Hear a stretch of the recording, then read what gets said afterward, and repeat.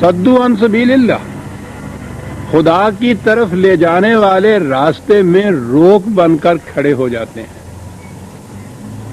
ये कौन लोग हैं?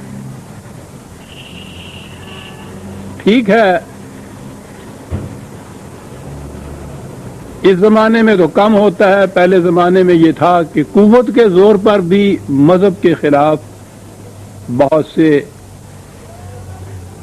ऐसे लोग आते थे कि जो अपने मजहब के खिलाफ दूसरे अहले मज़ाहब पे कुव्वत के जोर पर, शिद्दत के जोर पर, तशद्दुद के जोर पर भी रोकते थे। ये कम कैफियतें होती थी, तारीख में हम देखते हैं। ये जो लोग खुदा की राह में रुकावट बनकर खड़े होते हैं, कुरान ने खुद बताया है कि ये कौन लोग हैं। अंबिया कराम अलैहिस्सलाम दीन लाते थे खुदा की तरफ से, इसी दीन को देकर वो चले जाते थे। ये दीन खुदा की किताब के अंदर मुंदरज होता था। उनके चले जाने के बाद मजहबी पेशवाइयत वजूद में आती थी, तो साख्ता मजहब राइज करते थे और दीन को पेशा बना लेते थे। अब ये दीन नहीं रहता था, ये मजहब बन जाता था। यानी समझाने की गरज से मैं शुरू से ही ये दो इस्तिलाहें, इन्हीं मानी दीन ही कहता है, लेकिन जब दीन को ये बिगाड़ते हैं तो उसे समझने के लिए मजहब का लफ्ज आएगा और आप देखेंगे कि ये अब तो कुछ थोड़ा बहुत चर्चा दीन के लफ्ज का हुआ है, वरना मजहब ही था। मजहब इस्लाम, इस्लाम रिलीजन, हमारे मजहब ने ये कहा है, हमारे मजहब में ये है, दीन कभी कोई कहता ही नहीं था। तो मजहब होता है मजहबी पेशवाइयत का वज़ा करदा तरीक, जिसे वो खुदा की शरीयत कहकर दुनिया में मनवाते हैं और ये उनका पेशा हो जाता है। कुरान करीम वाज़ेह अंदाज में कहता है कि ये जो खुदा के रास्ते में रोक बनकर खड़े हो जाते हैं, ये कौन लोग हैं?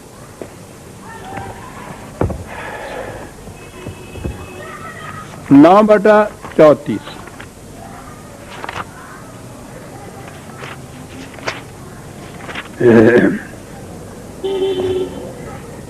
या अय्युहल्लज़ीना आमनू इन्ना कसीरम मिनल अहबार व रुहबान ला याकुलूना अम्वालन नास बिल बातिल व यसुद्दूना अन सबीलिल्लाह। वही अल्फाज है यहाँ। अहले ईमान मुतनब्बह रहो कि ये मशाइख और उलमा की अक्सरियत वो है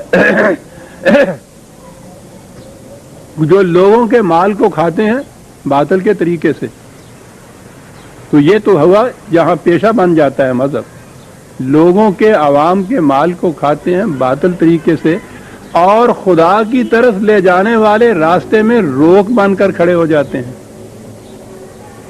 तो उसने तो खुद बता दिया कि ये अहबार और रहमान हैं जो रोक बन के खड़े होते हैं। ये खुदा की तरफ जाने वाले रास्ते पे चलने ही नहीं देते कारवान उम्मत को।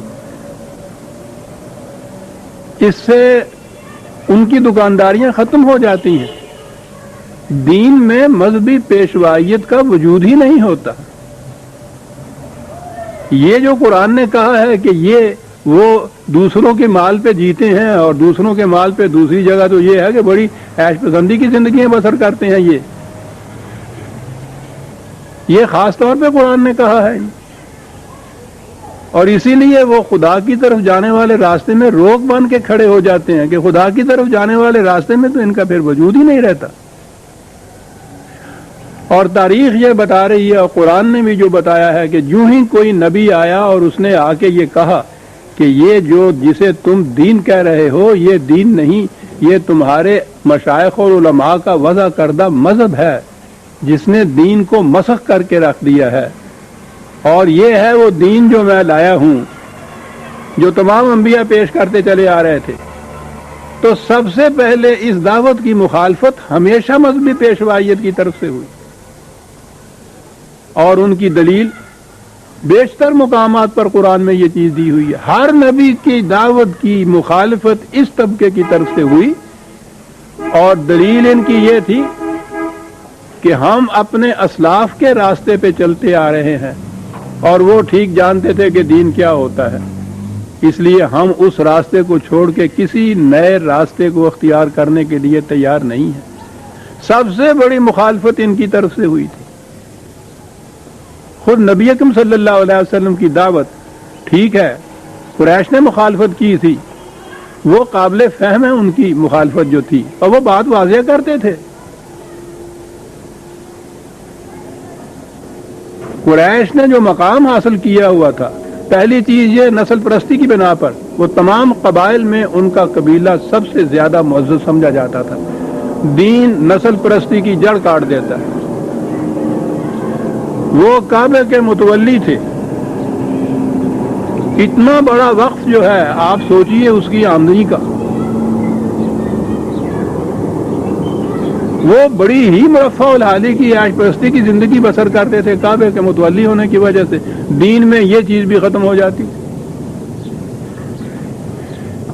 کعبے کے متولی ہونے کی جہت سے قبائل اپنے ہی نہیں بلکہ گرد و پیش کی سلطنتیں بھی ان کا بڑا احترام کرتی تھی، اور اس سے ان کو بڑے مفاد حاصل تھے. قرآن نے یہ بتایا ہے کہ اس کعبے کی طرف جو تم نسبت اپنی کرتے ہو، اس سے دوسرے لوگوں کے تو قافلے دن دہاڑے لوٹے جاتے ہیں، اور تم سردی گرمی اپنے قافلوں کو میں سفر کرتے رہتے ہو، کوئی آنکھ اٹھا کے نہیں دیکھتا تمہاری طرف.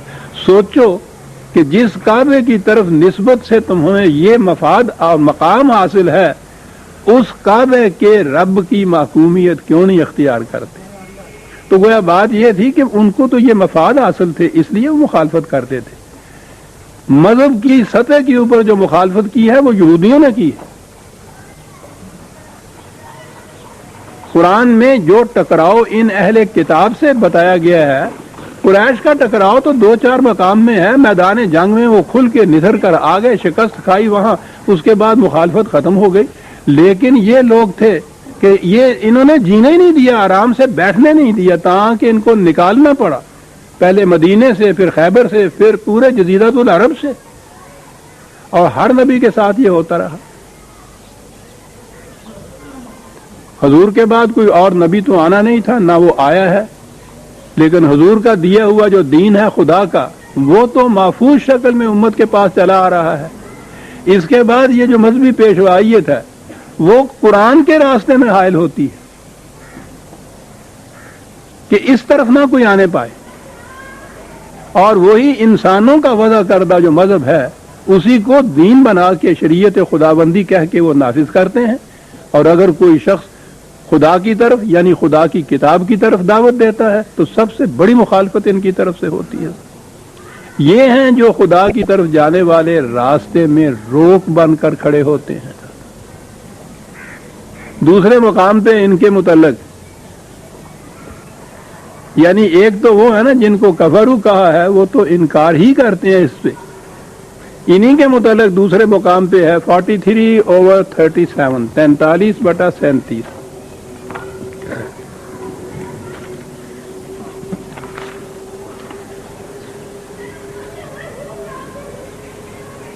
وَإِنَّهُمْ لَيُصُدُّونَهُمْ عَنِ السَّبِيلِ وَيَحْسَبُونَ أَنَّهُمْ مُهْتَدُونَ. یہ ہے وہ فکر. خدا کی طرف جانے والے راستے میں تو روک بن کر کھڑے ہوتے ہیں، اور بذام خیش سمجھتے یہ ہیں کہ صحیح ہدایت والے راستے پہ ہم ہی ہیں. کفار تو یہ نہیں سمجھتے، نہ ان کا کبھی یہ دعویٰ ہوتا ہے، نہ تسلیم ہی کیا جاتا ہے. یہ لوگ ہیں جو مذہب کی سٹیج پہ ہوتے ہیں، یا سبونا ہوتے نہیں ہیں یہ محتدون، صحیح راستے پہ چلنے والے یہ ہوتے نہیں ہیں. بذام خیش سمجھتے یہ ہیں کہ ہم بالکل صحیح راستے پہ چلتے ہیں، اور یہ جو دین کی طرف خدا کی کتاب کی طرف دعوت دینے والے ہیں یہ ہمیں صحیح راہ سے بے راہ کرتے ہیں، بھٹکاتے ہیں. ہم محتدون وہ کیوں نہیں ہیں؟ ان کا دعویٰ یہ صحیح کیوں نہیں ہے؟ بات تو یہ ہے سوچنے کی. بذام خیشی صحیح دعویٰ تو ان کا ہے نا کہ ہم ہی ہدایت کے اوپر ہیں. قرآن تو ہر بات کو نکھار کے رکھ دیتا ہے عزیزان من. اس نے بتایا کہ کون سی ہدایت ہے جسے صحیح ہدایت کہا جا سکتا ہے. انا حد اللہ هو الہدی 2/120. خدا کی طرف سے دی ہوئی رہنمائی ہی صحیح ہدایت ہے. تو اب معیار ہمارے سامنے آ گیا کہ وہ جو کہتے ہیں کہ ہم بذام خیش ہدایت پر ہیں، پرکھ کے یہ دیکھو کہ وہ خدا کی کتاب کے مطابق ہے جو کچھ وہ کہتے ہیں. اگر وہ ہے وہ تو پھر خدا کی ہدایت ہو گئی، اور اگر اس کے خلاف ہے تو یہ تو ہدایت خدا کی طرف سے دی ہوئی نہیں ہے.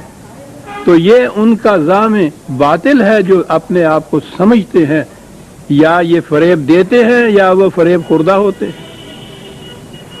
ہدایت وہی ہے ہدایت جو خدا کی طرف سے دی ہوئی ہو، اور وہ نبی اکرم صلی اللہ علیہ وسلم کے بعد قرآن کی دفعتین کے اندر محفوظ ہے. قرآن سے باہر خدا کی رہنمائی نہیں ہے. یہی ہے ٹچ سٹون، یہی ہے کسوٹی، یہی ہے معیار. اس ہدایت کے اوپر جو ہے وہ راستہ تو خدا کی طرف چلا جائے گا، اور جو بھی انسانوں کا وضع کردہ کوئی راستہ ہے وہ اس راستے میں روک بن کے کھڑا ہوگا تاکہ لوگ دوسرے راستوں کے اوپر نکل جائیں.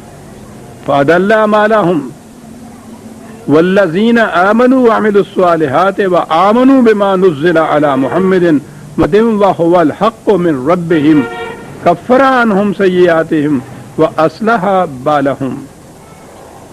ان کے مقابل میں وہ لوگ جو ایمان لاتے ہیں، یہاں پھر ایک بڑی اہم بات آ گئی، اور صلاحیت بخش ان کے اعمال ہوتے ہیں، یعنی قرآن میں بتائے ہوئے پروگرام کے مطابق وہ زندگی گزارتے ہیں اور قرآن کی صداقتوں پر ایمان رکھتے ہیں. کس چیز پہ ایمان رکھتے ہیں؟ میں نے کہا نا کہ اور ایک اہم بات یہاں آ گئی.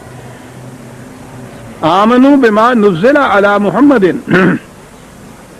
ایمان قرآن کی روح سے ایمان وہ ہے جو رسول اللہ صلی اللہ علیہ وسلم پر جو نازل ہوا، وہ تو قرآن نازل ہوا نا، جو قرآن پہ ایمان لائے. قرآن پر ایمان لانا جو ہے یہ شرط ہو گئی ایمان کی، یا مومن ہونے کی، یا مسلمان ہونے کی. اہمیت اس میں یہ ہے، آپ کہیں گے کہ یہ تو بالکل صاف بات ہے، ہر مسلمان اسے مانتا ہے، لیکن ایک تحریک ہمارے یہاں اٹھی تھی، غنیمت ہے تقسیم ہند کے بعد وہ دب گئی. برہمو جو سماجی اسلام جسے میں نے کہا تھا، جتنی اس قسم کی عزیزان من یہ فتنہ پرور تحریکیں اٹھی ہے، زندگی کے آخری حصے میں کسی فخر سے نہیں کہتا، ایک حقیقت کا اظہار ہے. میں نے ہمیشہ ان کی مخالفت کی. ہندوستان میں مولانا ابوالکلام آزاد مرحوم کا نام تو آپ نے سنا ہوگا. ان کا مقام علم کی دنیا میں اندر ایک مینار کی طرح تھا بلند. کانگریس میں وہ تھے، پاکستان کی سخت مخالفت کرنے والے. پاکستان کا دعویٰ یہ تھا کہ دین جو ہے وہ اسلامی ہے، اسلام کی بنیادوں کے اوپر ہم ایک الگ مملکت قائم کرنا چاہتے ہیں. ہندوستان میں رہتے ہوئے ہمارا دین محفوظ نہیں رہ سکتا. ہندو نے تو جواب اس کا دیا، گاندھی نے جواب دیا کہ دین جسے آپ کہتے ہیں یا مذہب یا ریلیجن، اس کو سیاست کے ساتھ کوئی تعلق ہی نہیں، یہ پرائیویٹ عقیدہ ہوتا ہے. آپ خام خواہ، وہ کہتے تھے مسٹر جنا، خام خواہ اس مذہب کو سیاست